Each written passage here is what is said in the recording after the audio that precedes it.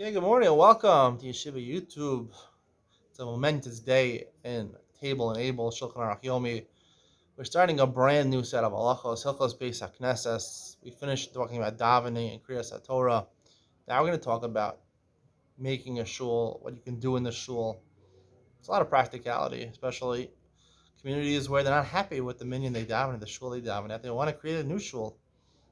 Are you allowed to create a new shul? What are the type of shul do you have to build? Let's get into it. First, Simon Kuf Nun 150. I'm really shocked. Shulchan Aruch Yomi started in Simon Aleph. 5 simanim a week. That means this is the 30th week we've been doing this. So it's a pretty big accomplishment. Simon Kuf Nun. We're moving. Almost fourth through Orach Chaim. Orach Chaim is the biggest out of all the Daled Chelik of Shulchan Aruch. So we're really making headway over here. Let's start. 5 halachos today. Aleph, Kovim b'nei ha'ir zed zed livnos Beis HaKenesses. Now, presumably it's talking about there's no shul there. They create a new community. They move to, I don't know, what's a community where there's no Jewish community, where there's no Jewish. They moved to Mississippi. I don't know. Maybe there is a community. I'm sure there's a Chabad there. But anyway, they move to a new place, and they have a minion of people. You have to build a shul. You force each other to build a shul. Meaning not only you force them, everyone's obligated to pay.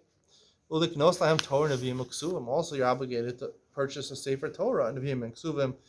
Some people are makel on the Nevi'im and Ksuvim. That's why a lot of people, a lot of shuls, they will use a printed chumash for Nevi'im and Ksuvim. That's the last thing they buy, to actually buy Nevi'im and Ksuvim or scrolls, because the main chiyuv is the Kriyas HaTorah. The Haftorah, which is in the Nevi'im and Ksuvim, was only really was a Gzeira, it was a Takana they did in a time where you weren't allowed to do Kriyas HaTorah, and they just kept it afterwards. What about if you don't have a minyan? Can you force people to rent people to come to be part of your minyan?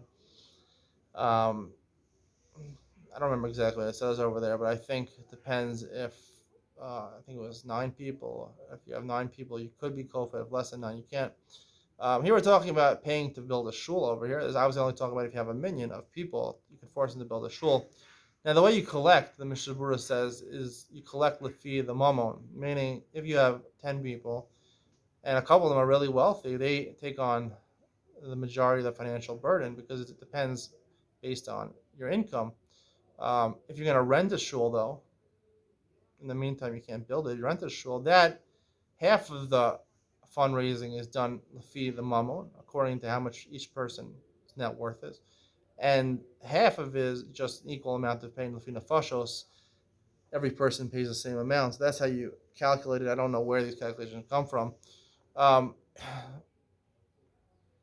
Now, it's very important to note that Ima Beis HaKenesses is mechilosam, right?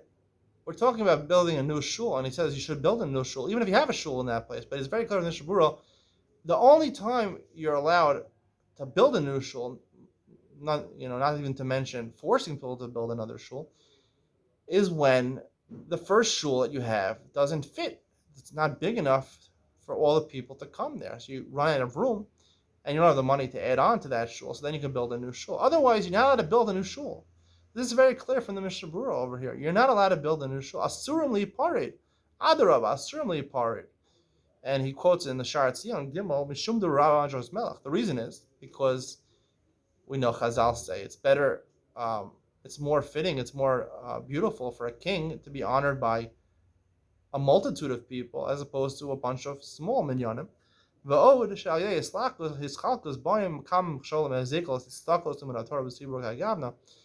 It's hard to raise money for tzedakah. If it's one unified front, you can raise a lot more money. If it's a bunch of shuls, it's hard to raise money for tzedakah. And limud Torah also suffers because there's not the same amount of limud Torah in the base medrash. Everyone knows you go to a base medrash where there's only one person. It's much harder to learn Torah than you have a packed shul where everyone's learning. So it's much easier. So now I'm going to talk about it in Ian to lean on. I'm going to talk about maybe the fact that this is the Raisa. Rav Anjos Melech is a pasuk. Not even in the Torah, it's maybe in Mishlei, I think. But there's an Isser in the Torah, the Gemara in Yevamos, on Daf Yud Gimel and Beis Yud Daled discusses Los Eskodu, Josh and Dora, Los Hasa Agudas Agudos. I asked this question to the mayor of Telstone before he was actually mayor. He was running for mayor. I asked him, I have three suggestions for Telstone. What do you think about them? One of the suggestions I gave to him was, instead of having 11 or 12 shuls, it seems like, every couple of months they open a new shul here, even though there's only 5,000 residents, would be to, de-escalate um, right, unify people, de-escalate the breakaways, and to put everyone back together. Practically, I think also if it's very far walk, it may be a good reason to build in a shul because it's hard to get there. Um, so I really, I believe there's only one shul in Telstone, and make it a bigger shul, but because it probably won't fit everybody, and it's far to walk to, so maybe make three shuls, one at each end and one in the middle. I'm in the shul that's in the middle, so this is the main shul in Telstone, the one I daven at, which is right where I live. But at the end of the day, that's what it should be. It should be three. It should be if only if you can't handle everybody, then you make other shuls. But I see so many shuls being built. Everyone has a different reason. They all say, I'm doing it because we don't want talking in the shul." It's very hard for me to believe because in this shul there's no talking. And someone tell me we do it. There's more talking in the shul that broke away because there's no talking than talking in this shul. Everyone has their own reason because everyone wants. Sometimes people do it because the rabbi wants to have a job, or they like a certain rabbi. They want to give him a job, or they just want to be different. This chassidus, that chassidus. And he talks about this over here. He says,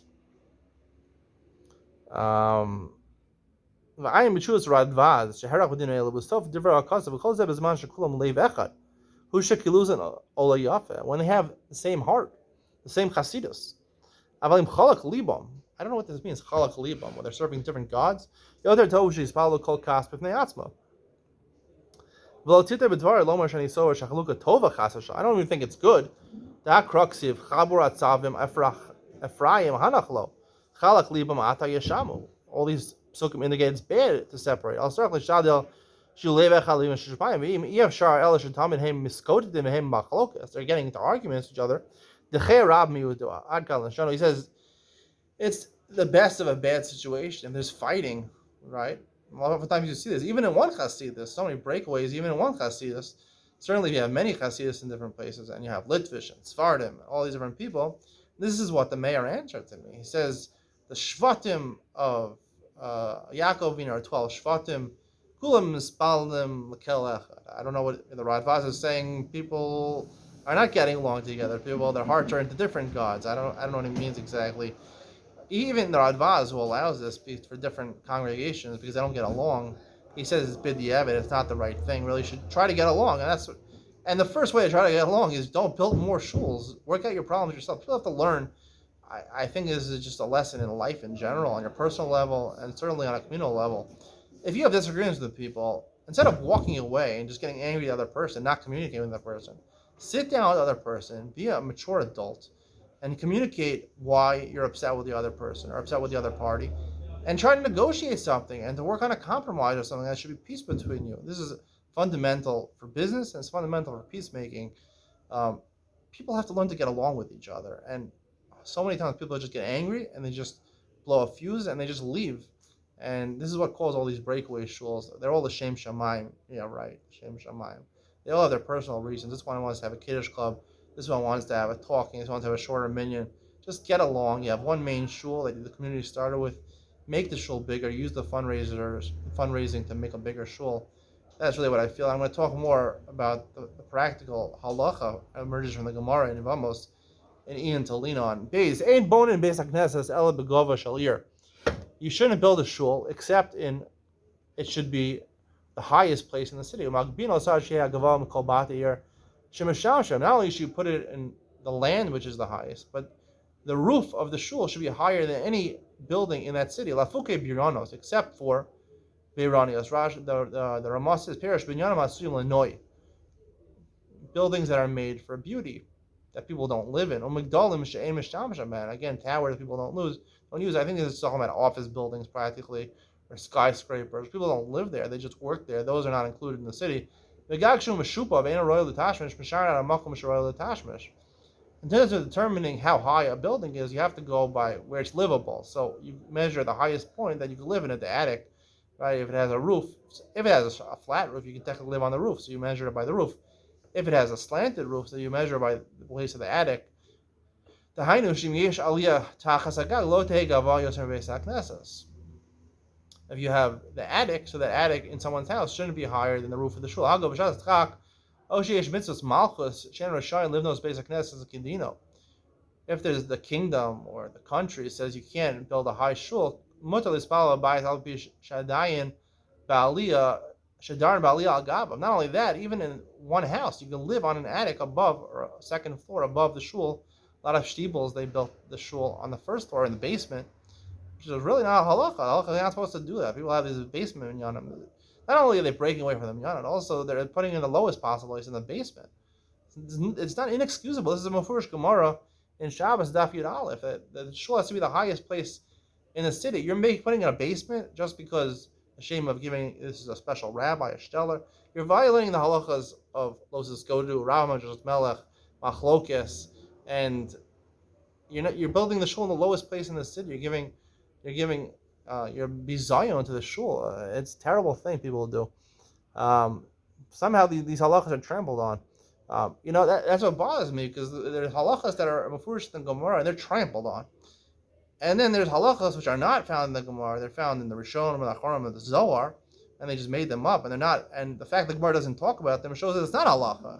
If it really was halacha, the Gemara would have mentioned it. The fact the Gemara doesn't mention it shows it's not the halacha, and people treat those like kodesh kodashim. And when it comes to halachas that are mefurish in the Gemara, they'll trample on them. It's very sad. If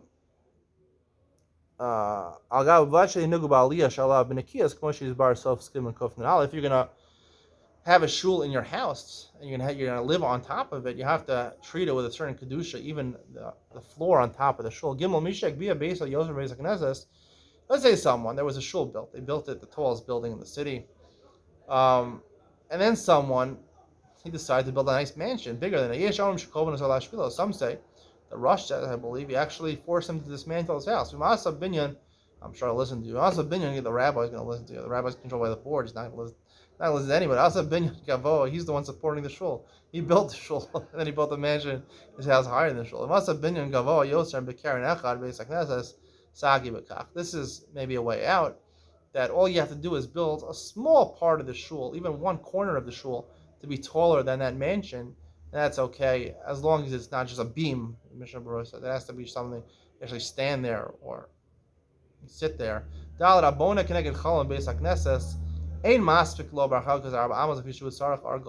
halacha mentioned by the Aguda.